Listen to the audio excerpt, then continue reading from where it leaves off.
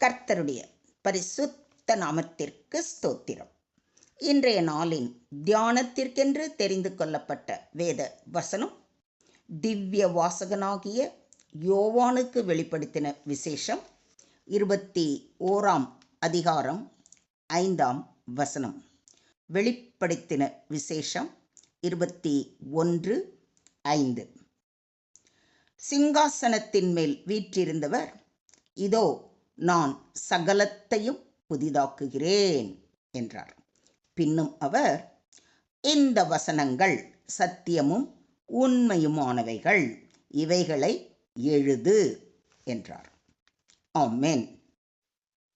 இன்றைய தியான வசனம் புதிய எருசலேம் பற்றிய வெளிப்படுத்தல் நூலின் மிக முக்கிய பகுதியாகும்.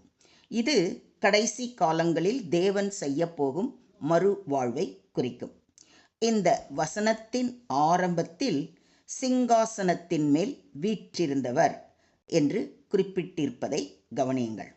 தேவனை, தேவனாகிய கர்த்தர் இயேசு கிறிஸ்துவை இது குறிக்கிறது. தேவன் தமது அதிகாரத்தோடு இருக்கிறார். அவர் உலகத்தின் அரசன், நீதிபதி மற்றும் மீட்பர் என்பதை காண்பிக்கிறது. அவர், நான் சகலத்தையும் புதிதாக்குகிறேன் என்று வாக்களிப்பதை கவனியுங்கள். பழைய விஷயங்கள் முற்றிலும் மாற்றப்படும்.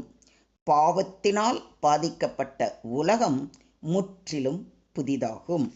புது சொர்க்கமும் புது பூமியும் உருவாக்கப்படும். மரணம், துக்கம், கண்ணீர், வேதனை முதலியவை இல்லாமல் புதிய வாழ்க்கை தோன்றும். விசுவாசிகளுக்கு புதிய வாழ்க்கை வழங்கப்படும். இயேசு கிறிஸ்துவின் மீட்பின் மூலம் புது ஆட்சி ஏற்படும். பழைய பிரபஞ்சத்தை மாற்றும் ஒரு நிலை ஏற்படும். இப்பொழுதுள்ள உலகம் முழுவதும் தேவனால் மாற்றப்படும். இது ஒரு ஆன்மீக, அதாவது ஸ்பிரிச்சுவல் மற்றும் சரீர பிசிக்கல் மாற்றம் இரண்டையும் குறிக்கிறது. அடுத்ததாக தேவன் கூறுவது, இந்த வசனங்கள் சத்தியமும் உண்மையும் ஆனவைகள் என்பதாகும். தேவனுடைய வாக்கு தத்தங்கள் உறுதியானவை. மனிதர்கள் இதை நம்புவார்கள். தேவன் பொய்யாக கூறுவது இல்லை. பொய் சொல்ல தேவன் ஒரு மனிதன் அல்ல. மனம் மாற அவர் ஒரு மனுபுத்திரனும் அல்ல. அவர் சொல்லியும் செய்யாதிருப்பாரா? அவர் வசனித்தும் நிறைவேற்றாதிருப்பாரா? யோசிச்சு பாருங்க. இங்கு தேவன் யோவானுக்கு இவைகளை எழுது என்று கட்டளையிடுகிறார். இது எல்லாருக்கும் அறிவிக்கப்பட வேண்டிய செய்தி என்பதை காட்டுகிறது. தேவ வாக்கு தத்தங்கள் எழுதி வைக்கப்பட்டிருக்க வேண்டும் என்பதை குறிக்கிறது. நீ தீர்க்க தரிசனத்தை எழுதி அதை கடந்தோடுகிறவன் வாசிக்கும்படி பலகைகளிலே தீர்க்கமாக வரை என்று ஆபகுக் தீர்க்கதரிசிக்கு கர்த்தர் உரைப்பதை ஆபகுக் தீர்க்கதரிசியின் புத்தகம் 2ஆம் அதிகாரம் 2ஆம் வசனத்தில் நாம் வாசித்து அறிகிறோம். இதோ நான் புதிய காரியத்தை செய்கிறேன், இப்பொழுதே அது தோன்றும், நீங்கள் அதை அறியீர்களா? நான் வனாந்தரத்திலே வழியையும் அவாந்தர வெளியிலே ஆறுகளையும் உண்டாக்குவேன் என்று கர்த்தர் ஏசாயா தீர்க்கதரிசி மூலம் கூறுவதை ஏசாயா 43:19 வாசிக்கிறோம். இதோ நான் புதிய வானத்தையும் புதிய பூமியையும் சிருஷ்டிக்கிறேன், முந்தினவைகள் இனி நினைக்கப்படுவதும் இல்லை, மனதிலே தோன்றுவதும் இல்லை. நான் சிருஷ்டிக்கிறதுனாலே நீங்கள் என்றென்றைக்கும் மகிழ்ந்து களி கூர்ந்திருங்கள். இதோ எருசலேமை களி கூறுதலாகவும் அதன் ஜனத்தை மகிழ்ச்சியாகவும் சிருஷ்டிக்கிறேன் என்று கர்த்தர் வாக்களிக்கிறார். இதை நாம் ஏசாயா தீர்க்கதரிசியின் புத்தகம் 65ஆம் அதிகாரத்தில் வாசிக்கிறோம். தேவன் ஒரு புதிய படைப்பை உருவாக்குகிறார். பழைய உலகின் துன்பங்கள் யாவும், மேலும் பாவம் மற்றும் சோதனைகள் யாவும் இனி நினைவில் கூட இருக்காது. இது முடிவில்லாத மகிழ்ச்சி, சமாதானம் மற்றும் புனிதத்துவம் நிறைந்த புதிய உலகத்தை குறிக்கிறது. தேவன் பழையவை, அதாவது துன்பங்கள், பாவம், பழைய உடன்படிக்கை ஆகியவற்றை மறந்து புதிய கிரியையை செய்ய போகிறார். இயேசு கிறிஸ்துவின் மீட்பின் மூலம் புது வாழ்க்கை கிடைக்கும். தேவனின் விரிவான பரிவர்த்தனை பாலைவனத்திலும் வாழ்வு கொடுக்க முடியும். இதை விசுவாசிக்கிறீங்களா? இப்படி இருக்க, ஒருவன் கிறிஸ்துவுக்குள் இருந்தால் புது சிருஷ்டியாய் இருக்கிறான். பழையவைகள் ஒழிந்து போயின, எல்லாம் புதிதாயின என்று பவுலடிகளாரும் நமக்கு அறிவுறுத்துகிறார். அதாவது நாம் இயேசு கிறிஸ்துவுக்குள் இருந்தால் நம்ம எப்படி இருப்போமா? புது சிருஷ்டியாக இருப்போமா.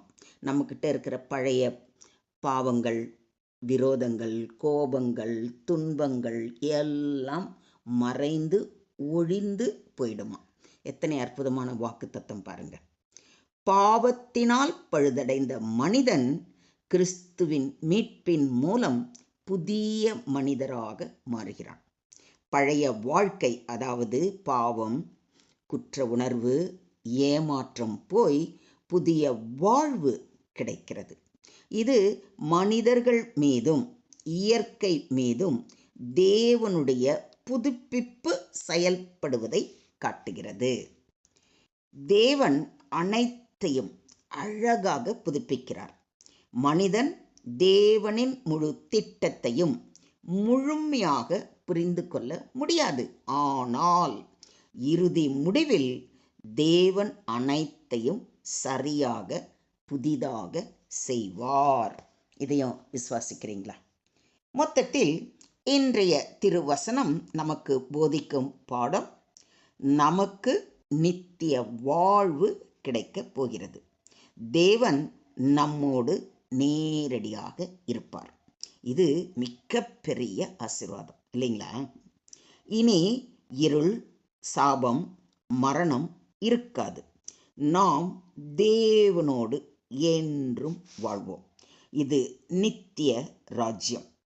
நான் சகலத்தையும் புதிதாக்குகிறேன் என்று கூறுவது ஒரு வெறும் வாக்குறுதி மட்டுமல்ல, அது ஒரு உறுதியாகும். தேவன் புதிய படைப்பை, புதிய மனிதரை, புதிய வாழ்க்கையை உருவாக்கி நம்மை முழுமையாக புதுப்பிக்கிறார். பழையவராக இருப்பதை விட்டுவிட்டு கிறிஸ்துவில் புதுமையாய் வாழ்வோம். இதற்கு நாம் ஏற்க வேண்டிய 3 முக்கிய காரியங்கள் உண்டு. அது முதல்ல தெரிஞ்சுக்கணும் இல்லைங்களா? அந்த முக்கிய காரியங்களை நாம் செய்யும் பொழுது தான் கிறிஸ்துவுடன் புதுமையாக வாழ முடியும். அது என்ன அப்படின்னு பார்த்தீங்கன்னா, முதலாவது நம்பிக்கை. தேவன் நம்மை புதிய மனிதராக மாற்றுகிறார் என்ற பரிபூர்ண விசுவாசத்துடன் அவர் பாதம் பணிவோம். இரண்டாவது பரிசுத்தம். பழைய வாழ்க்கையை கழித்துவிட்டு நீதியோடும் பரிசுத்தத்தோடும் வாழ அனுதினமும் தேவ சமூகம் அமர்ந்து அவரது வார்த்தைகளை வாசித்து தியானித்து அதன்படி நடப்போம். மூன்றாவது செயல். தேவனின் ராஜ்யத்தை கட்டி எழுப்ப குழுக்களாக இணைந்து சுவிசேஷத்தை பரப்புவோம். தேவனின் ராஜ்யத்திற்காக சத்தியத்தோடும் பரிசுத்தத்தோடும் போராடுவோம். இவைகள் எல்லாம் விரைவில் நமக்கு ஏற்பட போகின்றன. தேவனின் வசனத்தை கடைப்பிடித்து புதிய எருசலேமில் தேவனோடு என்றும் வாழ நாம் தயாராக இருப்போமா? தேவன் தாமே அவர் வருகையின் போது நம்மை நித்திய ஜீவ கரையில் சேர்க்க கிருபையுடன் நம்மை அரவணைத்து ஆசீர்வதித்து வழி நடத்துவாராக. தேவனுக்கே மகிமை உண்டாவதாக. ஆமேன், ஆமேன், ஆமேன்.